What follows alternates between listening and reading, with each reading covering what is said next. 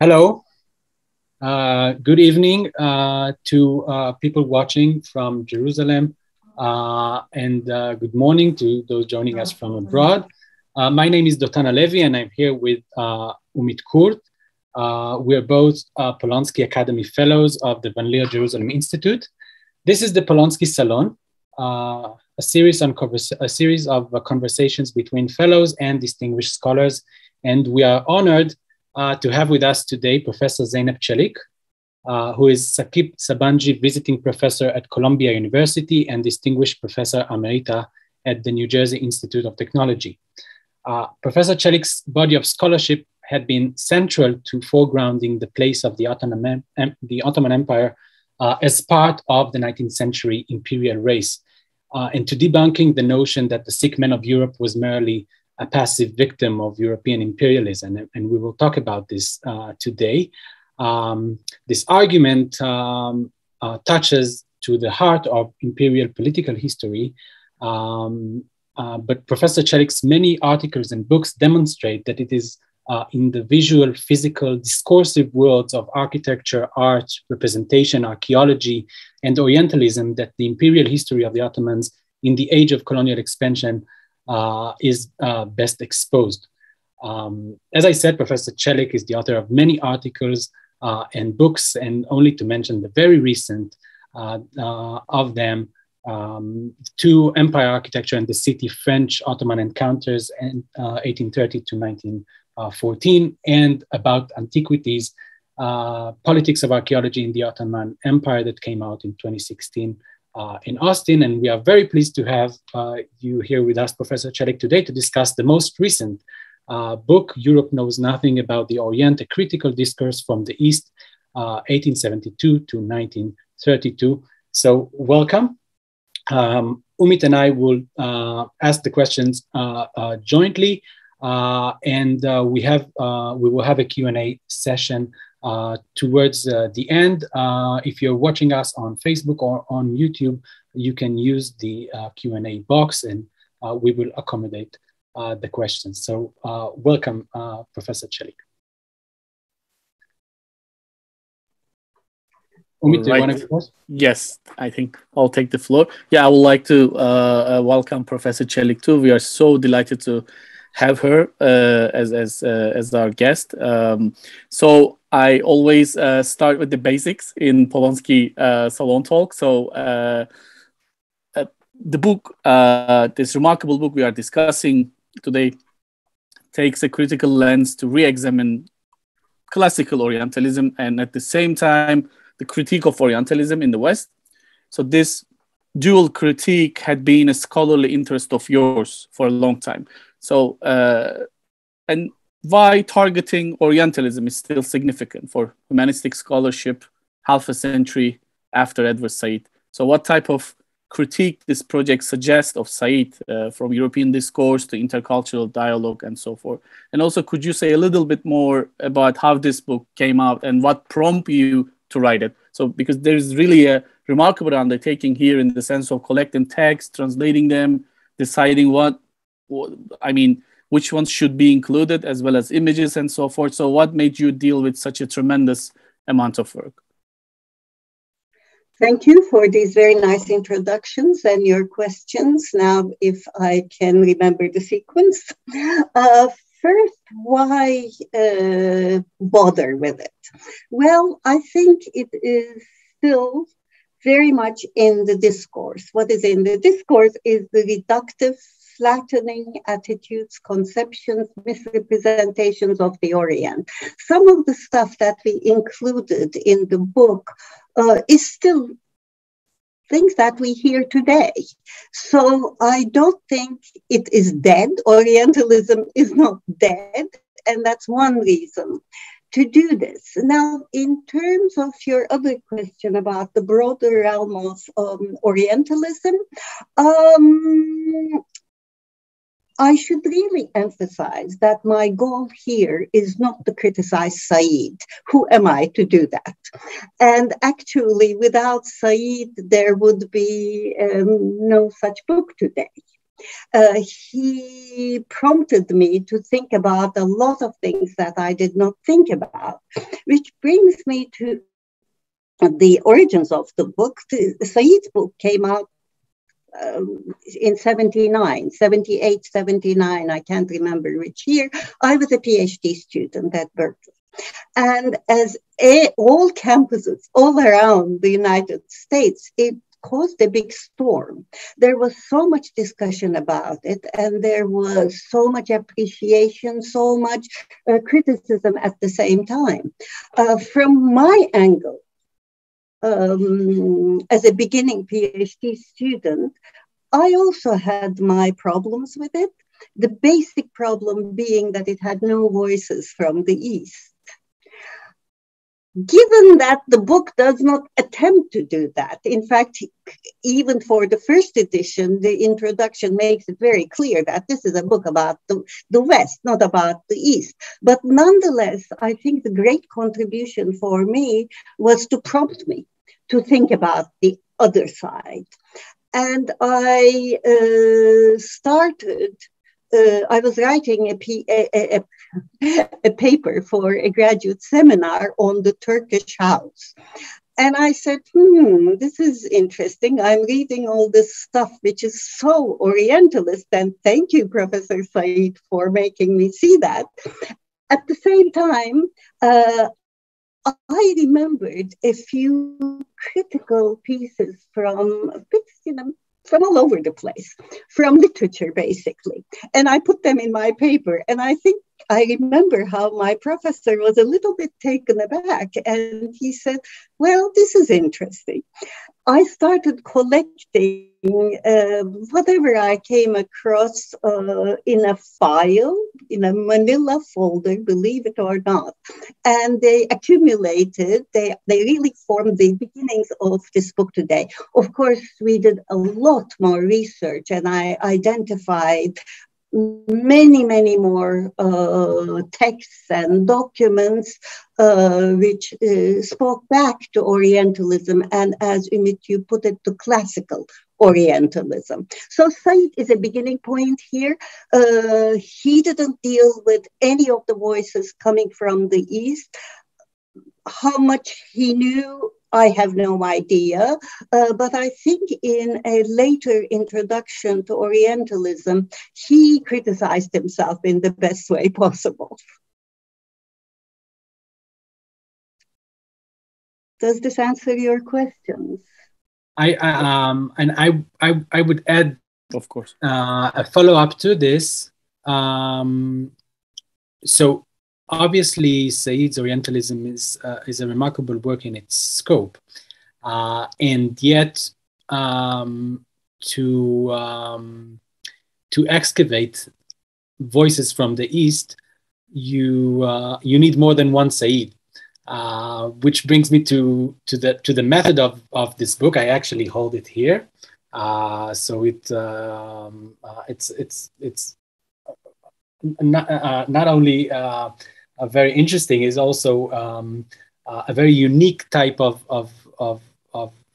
work in terms of genre. So I will just describe it very briefly, and then I would ask you about the method of composing this. So it opens up with a very elaborate chapter or introduction.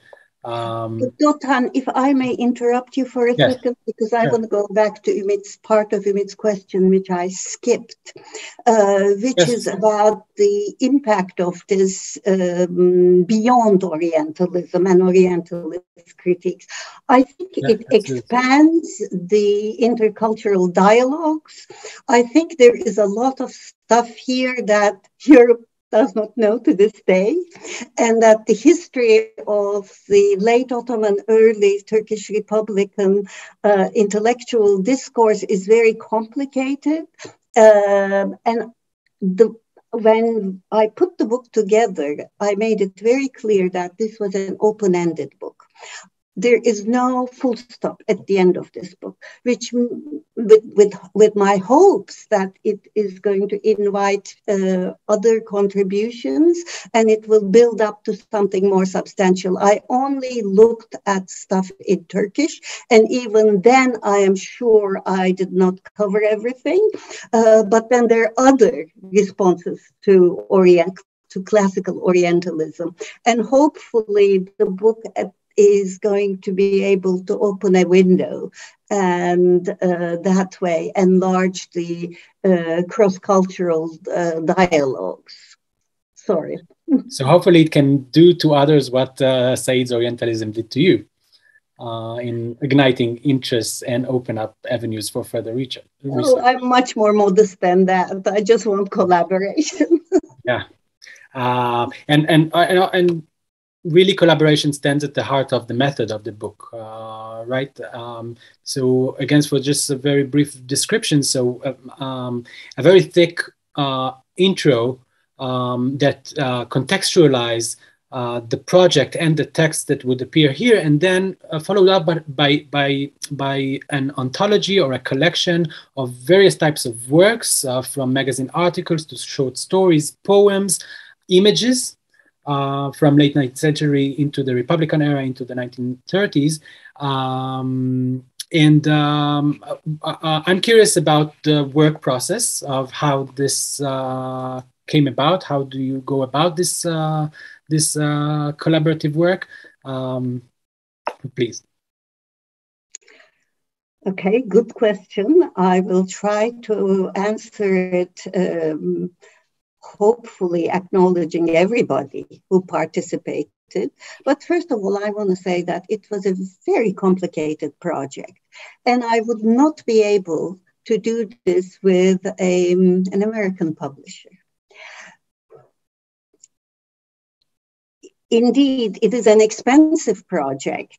It was an expensive project, and I was very lucky that Koç University Press accepted working with me on this because it involved so many stages. First of all, identifying the text, which I had started doing, but then I got help. I had a fantastic assistant program director at Koç University Press, and together we went through all of them. Okay, then we had this very complicated process of transliterating the text into the Latin alphabet. As we transliterated them, we had to intervene and include some explanations. Some terms needed to be defined because contemporary readers would not understand them. I'm talking about the Turkish version still. And then the text had to be translated. They came from so many areas and they were very difficult. We had a number of translators working with us who were almost diligent, but we needed a boss to that process. We were extremely lucky that Professor Aaron Aji from the University of Iowa, who's a very seasoned translator, accepted this job.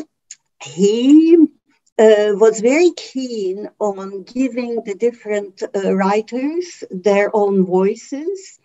And you can imagine the difficulty of this. Somebody writing in the language of the Ottoman tradition in the 1870s, how different this is from the modernist language of Nazım Hikmet, the poet in the 1920s.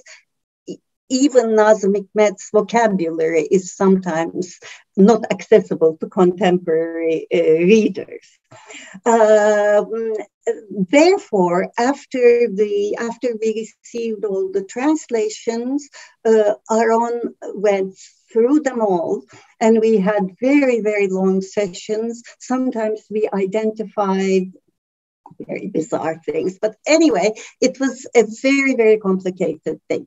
And let me see, our program director went through both the Turkish and the English versions with us. So there was a lot of back and forth. And then we had the illustrations, the visual material. So I want to share with you a diagram which I had done to describe this process. And you can see how crazy it is. So the sections marked in red are on the Turkish work. It isn't only that they were transliterated and they were simplified, but we had a fantastic scholar who worked with us in making the Turkish readable. It's always an issue. So it's all there, and then here is the production. Then you can see all the arrows, how we went back and forth.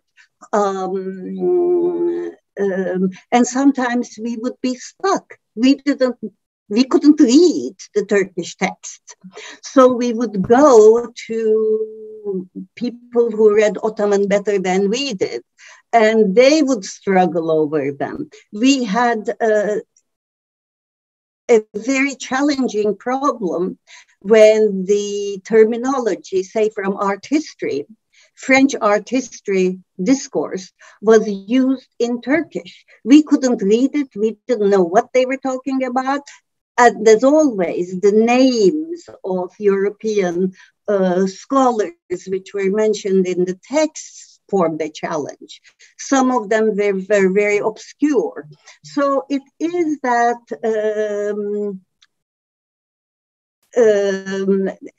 very complicated process that you can see in the sketch that I'm showing you on the screen. Can you give an example for these names or terms? Oh, I can, but I'll have to remember them. Some of them were. We can go back to this later on. We can go back. I mean, of course, months have passed by, and I've done other things in between, so I can't remember them. But we did have a few. Enlumineux was one. And we just struggled with that so much. And I would ask it means illustrations in medieval books on the sides of the pages, but written in Ottoman. This was big mystery. We thought it was 2 words. We thought it was 3 words. And then finally, we figured it out. And even simply things like Bayeux tapestries. Along the way, we realized how knowledgeable these Ottoman intellectuals were. It was very easy to assume, they don't know what they're talking about. No, every time they knew what they were talking about. And another thing that was fascinating is their knowledge of current publications. And this came across in the art history discourse especially. They followed it. They read the journals. How did they even have access to them is a mystery to me still. We're talking about European art history journals. Yes. All their references, they're criticizing things and making parallels, and they're writing in Ottoman. And were there texts that were left on the editor's floor that you had to curate out of the project? No, we managed to include everything that we had. But we selected them carefully, I believe, with the help of Sibel Doro from Koç University Press. And we also have here visuals. I mean, we have beautiful images that are important part of the of the work. Can you say a word about working with them within the process? We lucked out again, working with Koç University Press.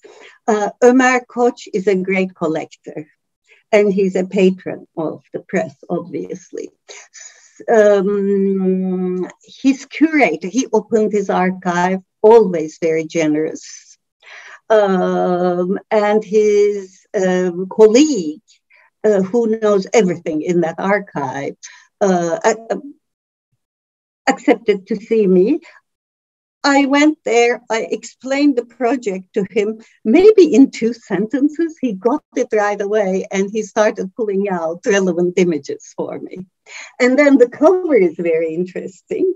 As we collected our images, the director of the Koç University Press said, I have a photograph on my wall. It depicts my grandfather and my grandfather's father. And this is relevant to what we're doing. So he brought the photograph. We loved it. So here is the photograph. There's a little explanation of it in the flap. I hope people who have access to the book will read it. So, Hocam, at this point, I want to ask about how you pick up the title of the book. So you quoted Namık Kemal.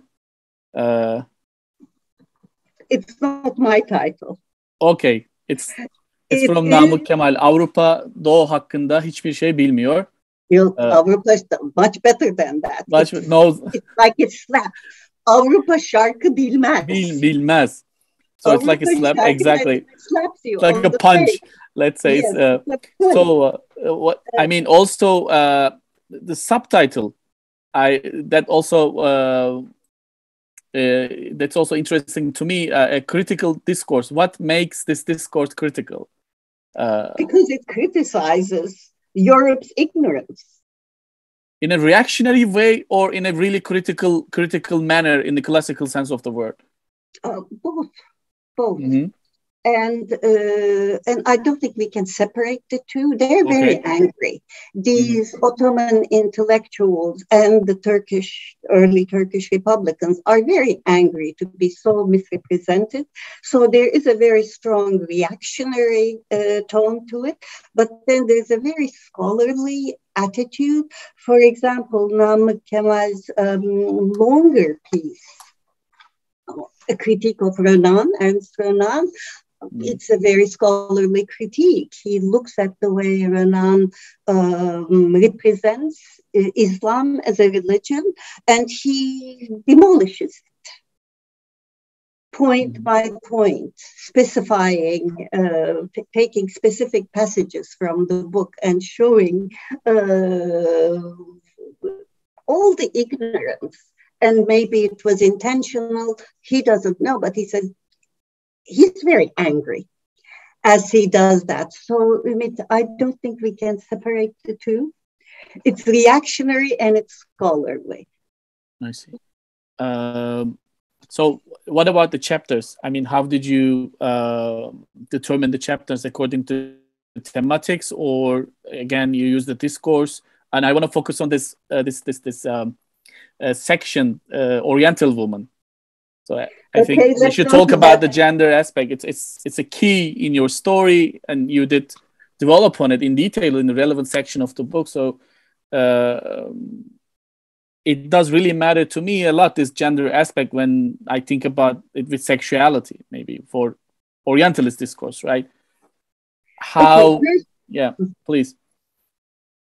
First, this was very easy. They grouped themselves. Once we collected the pieces, there were these big themes that they all fell into. However, there are huge overlaps between them. And women run through them all.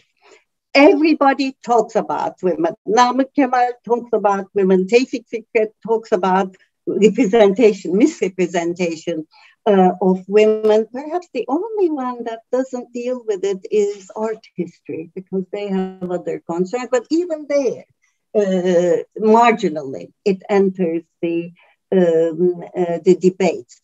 Then, of course, there is the case of Pierre Loti. We can talk about him later if you want. But the Oriental women, how the biggest theme of the discourse you can imagine, and how this discourse is so much based on a few images, a few stereotypes, which are constructed images. In fact, Linda Nochlin, in her classical article from '83, called this the imaginary Orient. And in this imaginary Orient, the central player is the Oriental woman, over sexualized and always stretching on a sofa, doing nothing, and just a sex object. Now, the challenges to this came from everybody. But you have to remember, the Ottomans are moving with their own agenda too. So, for example, when Ahmet Mithat talks about, oh, is this our lives that Europeans are describing here? Isn't she the woman of her house? Isn't she the mother of her children? He has his own idea of the role of the women. But then we have a very interesting critique by Fatma Aliyan'ım, which is longer than what we included here. She constructs several scenarios, meetings with European women. And the European women come and visit her in her fancy house. She is obviously extremely well educated, speaks languages, and answers their questions. Their questions are based on the stereotypes about the harem life, which of course, what is the harem life? In a harem life, and its institutional. I'm going to take my word back. I'm going to say Fatma Aliyan'ım presents the harem as an institution. And she explains how the different categories that they misunderstand are indeed very useful features of this institution. And unlike the way they understand them, they empower women. Of course, she has her own agenda, and are we to believe her when she talks about the role of the servant? Well, to some degree, yes, but she is also carrying out a propagandistic agenda here. I wanted, as another gateway into the content of the book, I thought it might be interesting to talk about the poster, the poster that we advertised for this talk, which is Yusuf Franco's image. Let me share it.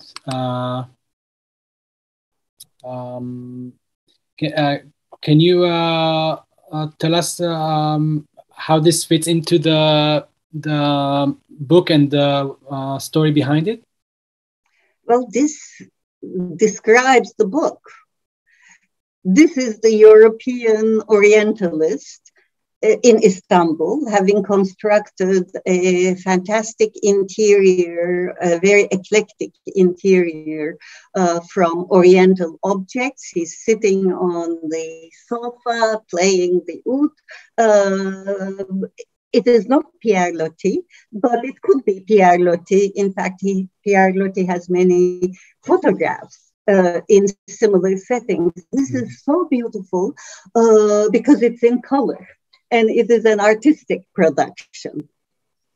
And Yusuf Franco depicted the main characters of Pera in the late 19th century. And there was a very beautiful exhibition done of his work in the Koç University galleries, and an album.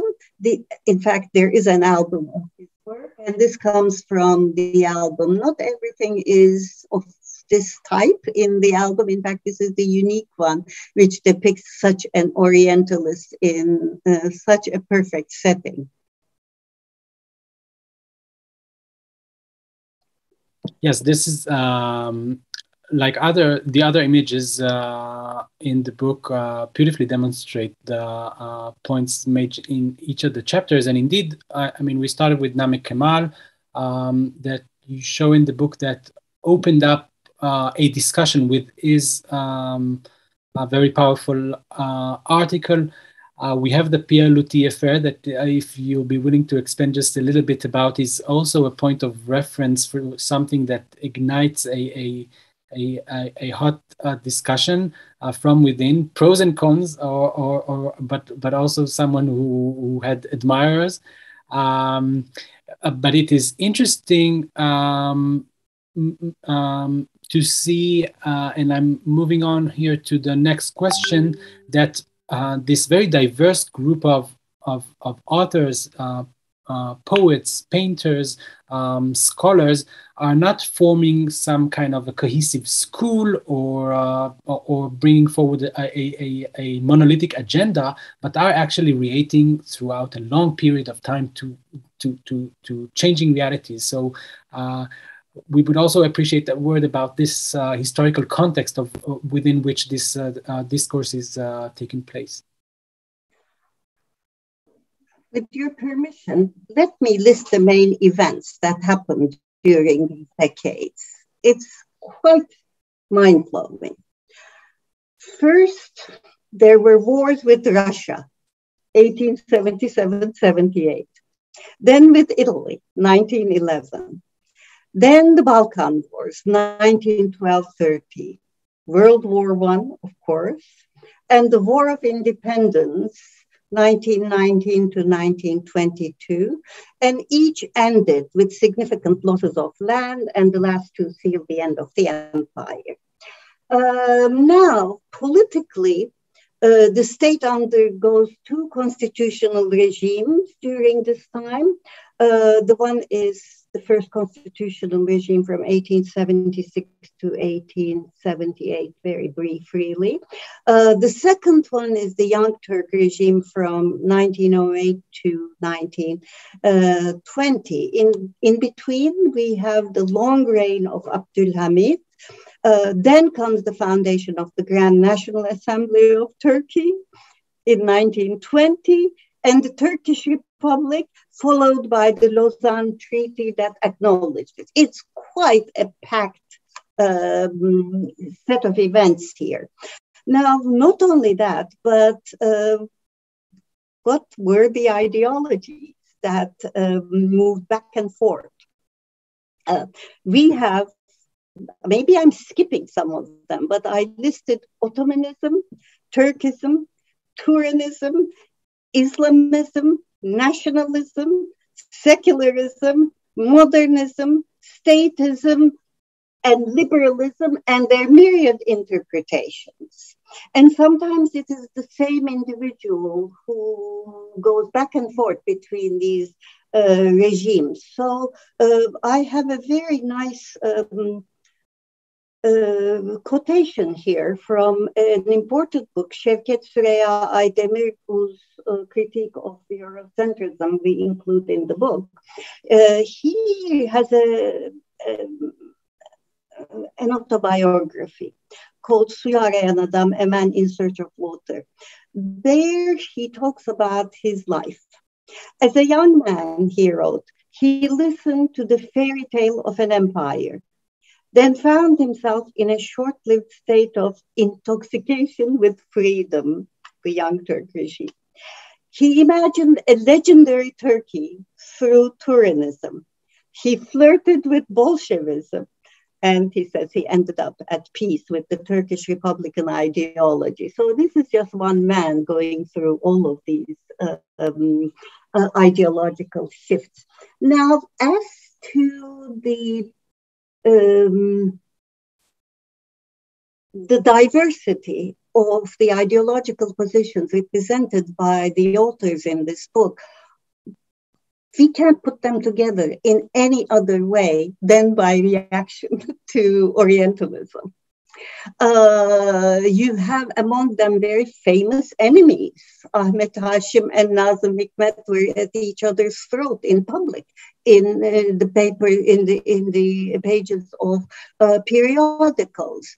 They're nationalists among them, they're communists among them, they are, you name it. And then their positions shift as well. So I cannot call this an intellectual movement so much. It's not an école, but it is a reactive movement, a reactive trend to being misrepresented.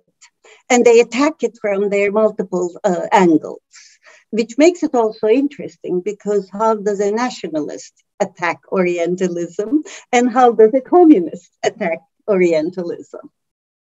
And I believe I don't like the word identity very much.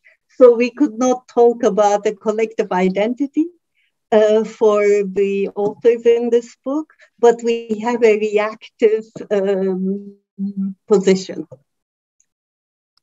In a sense, it mirrors really nicely with the fact that also Orientalism in the West is cross ideologies, and you would find Orientalism both in left, right, economically, politically, and so forth.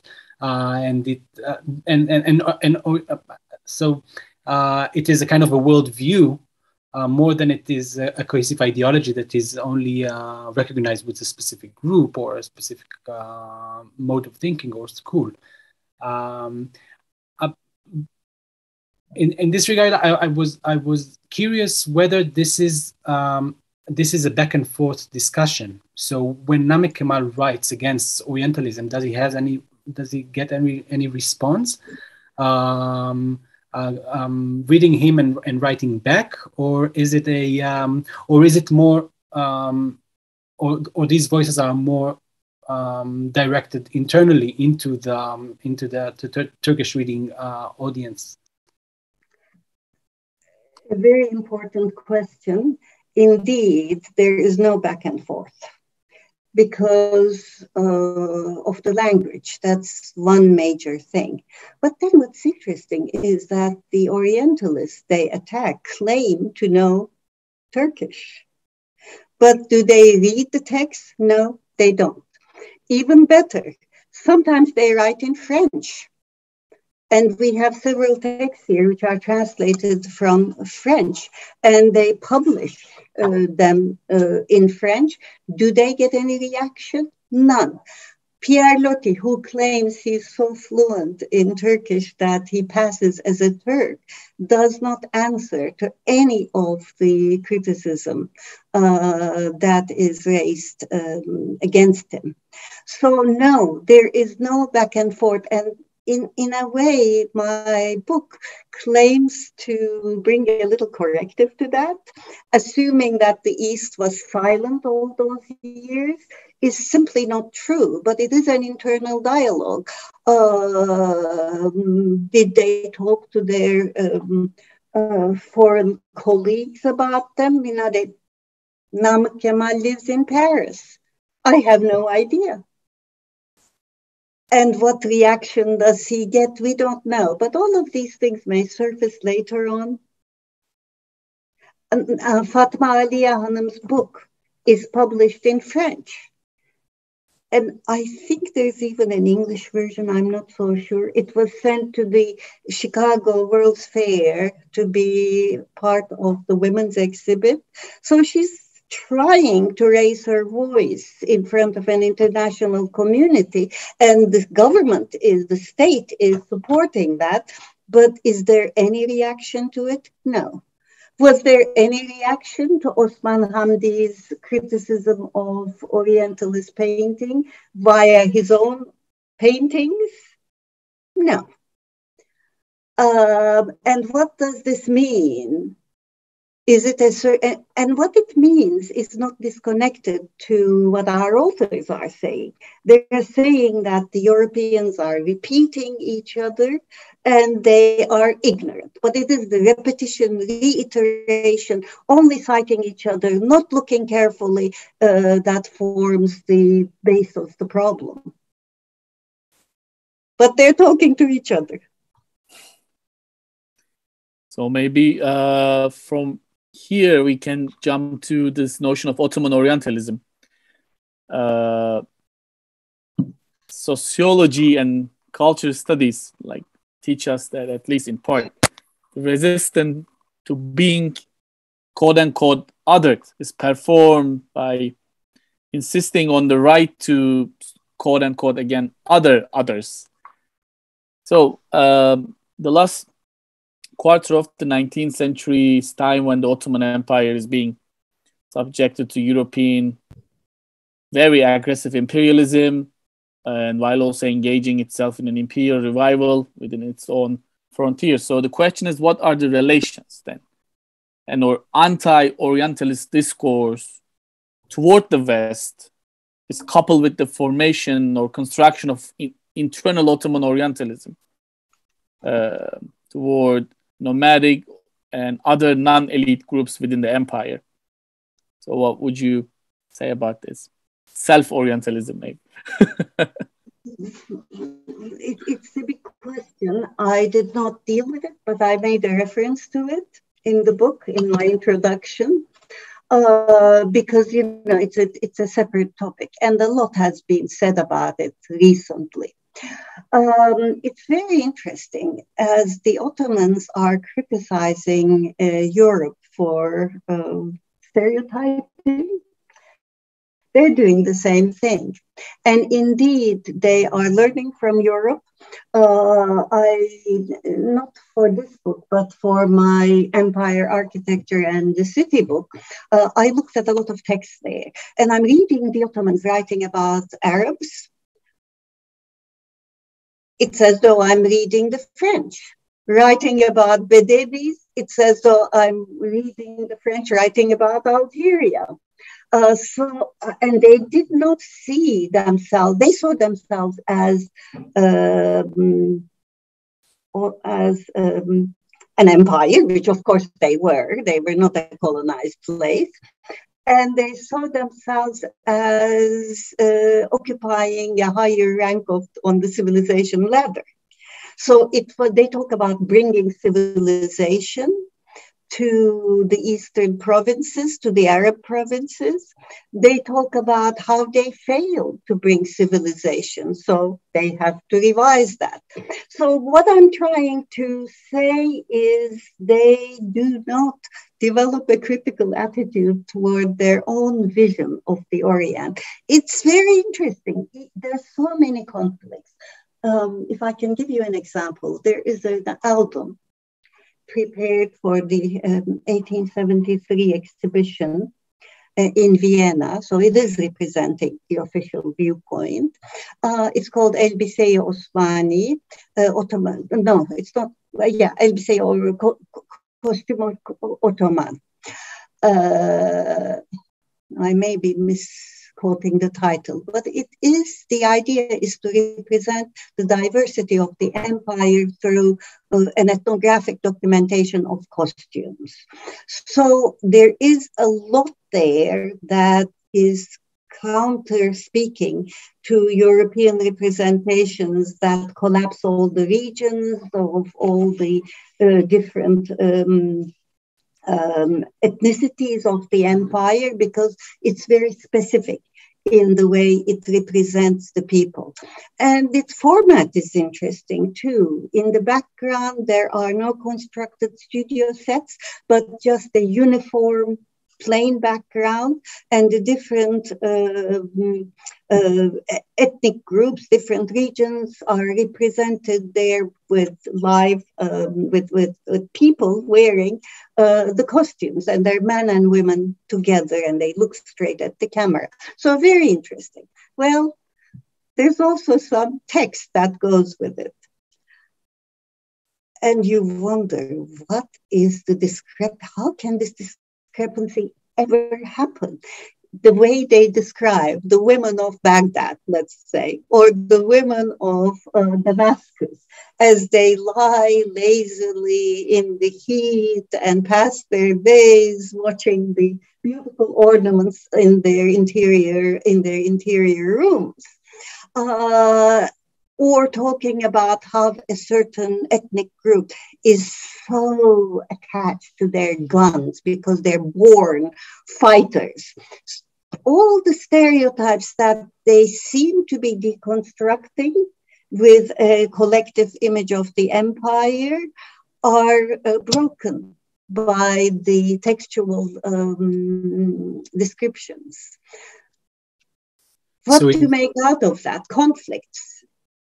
So I wonder whether this is, because I can't see the names of the participants right here, but I guess that, and I know that, I mean, there are many people in Israel interested in Ottoman-Arab relations, and I wonder if you, from your experience, you found that this internal Orientalism is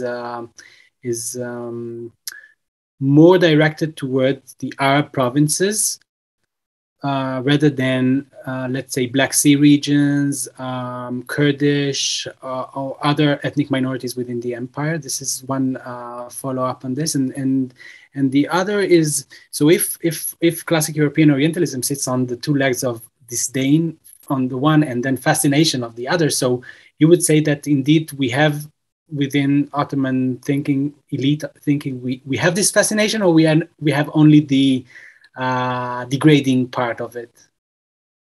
Okay, well, you're asking me difficult questions.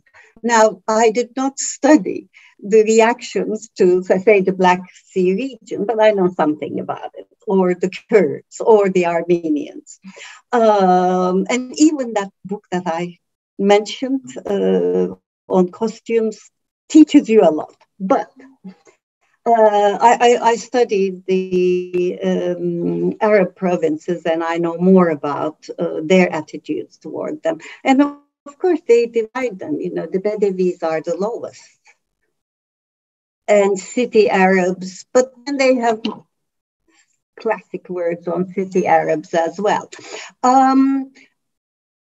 It's very interesting. As far as I know, and I am saying this only tentatively, Istanbul looked down on everybody. The Black Sea people were looked down on. The Anatolian, what was Anatolia up until the Republic? Being Anatolian, being a Turk was the lowest you could be. Turkish was a crude language. It was refined by Istanbul, and which makes it very difficult to come up with a national identity at the end of the 20th century. I am not answering your question well because it's a very big question, and I think it would be very good to sit together with people who have studied these different regions and have a conversation. I can only think of the stereotypes on these people. And I mean, I can come up with so many on Albanians, on Serbs, on Laz people, on Kurds, you know, but can we really construct a meaningful discussion out of that without studying it in depth? I can't do it. I don't have the knowledge to do that. Now, this fascination with Arabs, of course, the classical Arab culture is very revered. And it's interesting to read Namık Kemal this way, because he talks about the scientists. The way he talks about the Quran is fantastic. There is so much respect, and he uses it to his own to serve his own agenda, of course, and he pulls out sections that are on knowledge, learning, and he says, what is Renan saying? Whereas the book, right, and he quotes the surahs. It's very interesting that way. So respect to Arab culture is always there, I believe, and even in the vocabulary. I mean, even, yeah. Not a neat answer, Dotan, but it is not a neat question. This is a discussion. This is not a. I will just remind our audience that you can put your questions on the Q&A box, and because we're heading towards the Q&A part. But an important question before we move there is, so this book had been out for a year or so? In Turkish, yes. In Turkish, yes. In English. It's important to mention again that it came out in both in Turkish and in English. I'm curious about reception. And the fact that it came out in both languages also invites a question about comparative reception, either for English readers, reading audience, and in Turkey. So what can you say about the ways that the book had been received? A little bit more time needs to pass, but I guess at some point we could write a little entertaining essay about this. Now, let me start with the English one. When I was conceptualizing this project, colleagues of mine who are interested in the topics said, do it, because I had reservations. Do it, Zeynep, because this will allow us to have a set of primary sources, which we're hunting, but we can't find. So they were really tired of Al-Afghani. He's great, but everybody assigns Al-Afghani as the voice of the others. And they said, please, please, please do. And I see that it is being assigned in some classes. I taught a seminar last semester based on this book. It was the backbone of the seminar. The reactions of the students were fantastic. And what was also interesting is I asked them to come up with their own research topics and in related areas, speaking back. They came up with such wonderful stuff that I think it has the promise of enlarging the dialogue and making the East begin to speak up a little bit. Now, of course, along the way, even I identified some sources in Arabic which would be great to, if they join the conversation. If I may give you an example, this one drove me crazy. Ahmet Mithat Efendi is talking about a book written by his good friend Fethullah on rights of Arab women. Who is this guy? You know, his good friend Fethullah. Good luck, try to figure him out. Just by luck, I was reading something in English about women's rights in Islam that I came across a quotation to this man, where they probably had met in Paris because they were both in Paris in 1889. It's a nice way of showing us how much there is underneath it all that needs to be revealed. And is there a systematic way to do that? I don't think so. We're going to rely on luck a lot. However, I'm hoping that the English version is going to expand the readership, and we're going to see more. We're going to see ways of enriching the discourse. Now, in Turkey, there was a very big reception to the book, as far as I can see. I got syllabi with the book in very prominently in every week's readings. I got a few of those, and we had several discussions, webinars, and people were extremely interested. I think just like our authors themselves, this cut through ideological differences. On the one hand, well, you know, we had different ideological perspectives represented in the reactions that I got. You all know what I'm talking about. Yes, and I can just imagine that so it touches to the heart of questions in modern Turkey that are being invoked time and time again. And I mean, I would imagine that for Turkey, a question like we started asking, I mean, that we asked in the beginning of the discussion. So why we should address a question like a critique of Orientalism and so forth? I guess that in Turkey this would be much more obvious. I think what's interesting to me in all this discussion, we don't have that kind of fluid and loose kind of intellectual discussion as opposed to, this time period you are talking about, you're covering. Oh, don't say that, because at the end of the book, we put all the journals, the first pages of the journals that we took these texts from, and we gave a little explanation. Mm-hmm. Wow, the turbulent atmosphere around these journals. It gets published 2 years, one journal gets published 2 years, then it's banned. Yeah. The writers move on to another journal. That gets banned. Yeah. The former one gets reborn. So there is a really tempest going on there in the publishing world.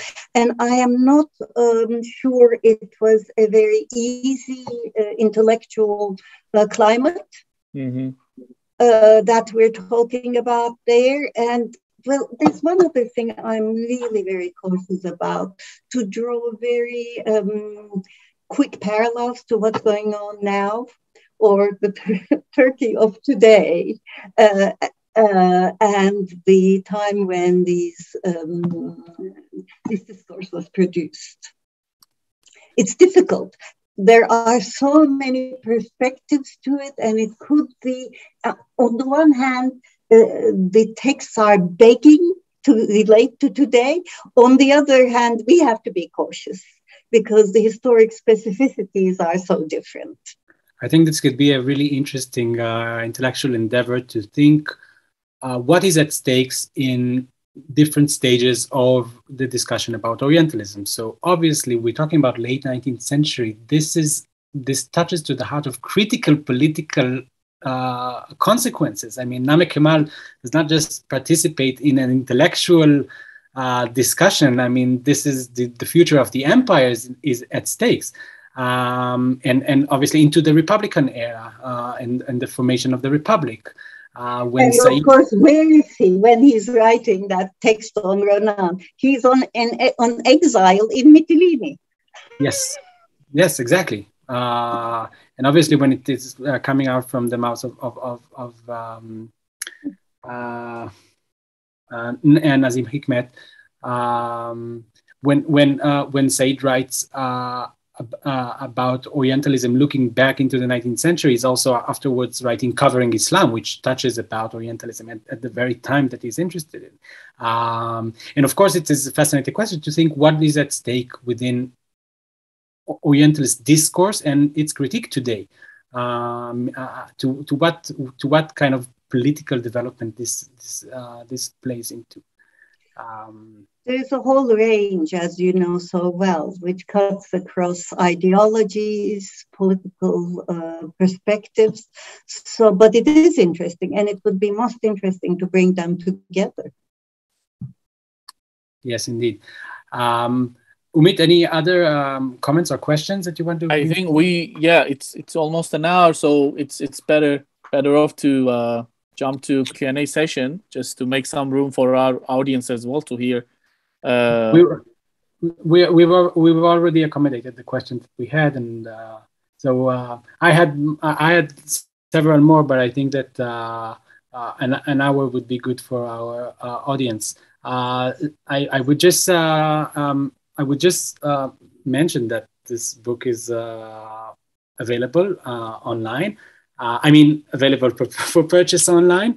And my copy just arrived, although I had a copy from the library.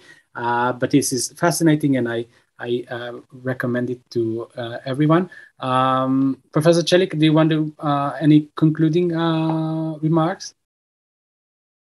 I am surprised at the silence from the audience. There's usually very heated debates after talking about such heated issues. I'm surprised, but that's okay. There might continue. But also maybe the fact that this is not with the participants here, but on Facebook or YouTube, maybe causes this. So with this, we'll say goodbye and thanks all of our audience, and good night here and good afternoon wherever you are, and thank you. Yeah, thank you for listening. Thank you. Thank you, Professor. Thank you, both of you.